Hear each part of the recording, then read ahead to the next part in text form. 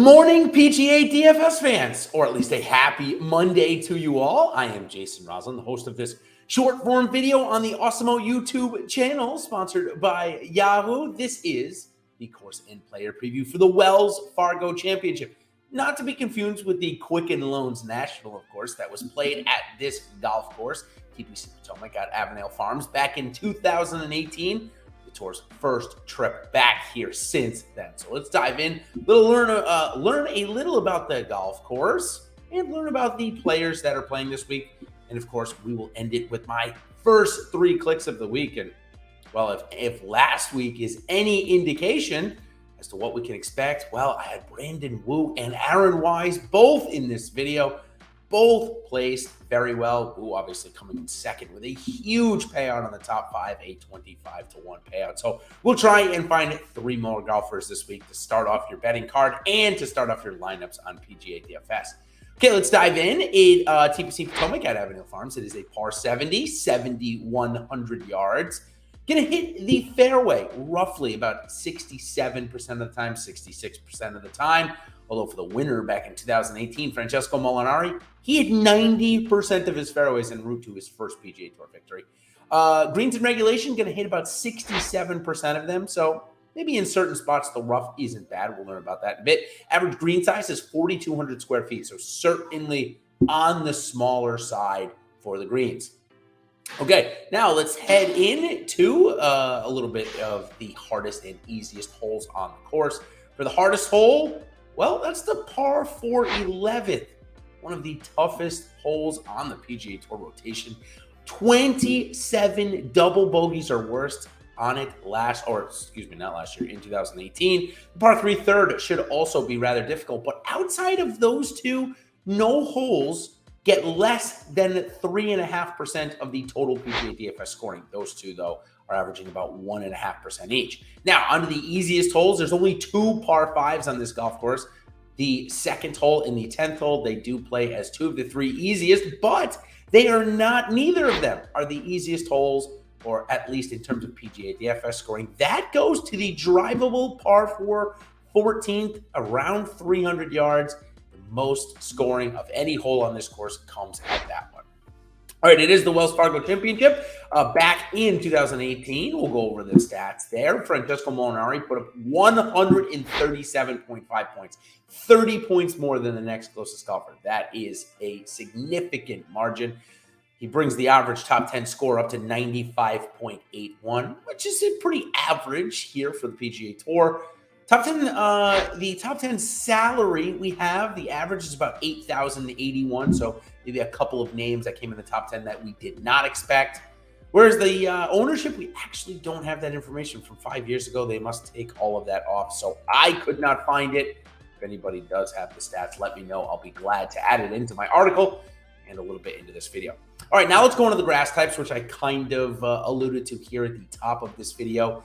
It's bent grass greens, as it's, they're above the Mason-Dixon line here in Maryland. So it's mostly bent all the way around. They use a pen blend here on the greens, at least back in 2018 they did. They have Kentucky bluegrass for the rough with fescue in the toughest part. So got to avoid the fescue here in Maryland this week. Top approach yardages, about 42% of the approach shots, so just less than half, are going to come from a 50-yard range. 150 to 175 and 175 to 200. So golfers that are good with those low to mid irons, the say 9 to 6 irons, are going to be the golfers we want to focus on this week. And what golfers will we be focusing on? Well, there are 156 players in the field this week. Before we go on to tell you who's in the field, want to make sure you guys like and subscribe to our channel here. We are coming out with content all of the time, not just PGA DFS or PGA, I should say, but all the other sports. We have almost every single sport that DFS has contests for. We've got projections for. The only sport not going on right now is the NFL, and we've even got USFL to make up the time difference there. So make sure you give us a like and subscribe. It's the best way to get notified when we're coming out with new content. Of course, if you have not checked out Yahoo's contest, the PGA DFS contest that they offer, now is the time to do so, because if you sign up with them and you have not yet already, you're going to get a free month of Awesemo Plus Platinum. That is correct, a free month just to sign up and make a deposit over on Yahoo. So take advantage of that special that we have going on right now. Okay, now back to the players. There are 156 in the field, significant amount. Only one golfer ranked inside of the top 10 in the world is here to compete, the defending champion of the event, Rory McIlroy, ranked number 8. He is the top-ranked player. There are 17 of the world's top 50 here, though. So as compared to the Mexico Championship last week, Mexico Open, I should say, the middle of the field, outside of the top players, which is Rory for Rahm, and then basically the same with Answer, Finau, and the like, and Reed. There's a lot of golfers that are coming here that are ranked between 20 and 50 that did not go down to Mexico last week. So in that sense, a stronger field. Obviously, having Jon Rahm versus Rory McIlroy would make that part stronger, but certainly the middle part of this field is much stronger. Okay, now let's go on my first clicks here this week. Corey Connors has been on a great run. Hasn't won since the Valero, and this could play similar. On average, the top 10 ball strikers in 2018, the top 10 averaged 1.7 strokes ball striking as compared to only 0.9 strokes with their short game. So definitely this course will fancy the ball strikers. Corey Connors is one of the best at him, coming in at $41 on Yahoo and 20-1 on the odds to open up. Max Homa is the next guy who's had a decent season, but no top form yet. Coming in at $39 on Yahoo and 42-1 on the odds. I like that a lot. And lastly, Beau Hossler, who played well here back in 2018 and has had a good season. Not quite priced on Yahoo yet, but he is 95-1 in the odds. So Connors, Homa, and Hossler will lead the card for me this week.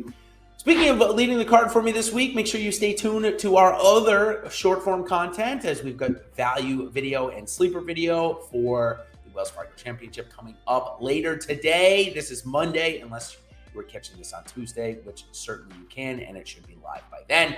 Of course, our 2 live show this week, the PGA DFS Strategy Show on Tuesday afternoon and the Wednesday Live Before Lock with myself and Ben Raza. That'll give you all you need to know coming up for this week. Last week, Ben and I were on fire. So stay tuned and join us again as we look to make it 3 straight weeks. So until next time, everybody, good luck this week at the Wells Fargo Championship, and we will see you on the other side. Cheers.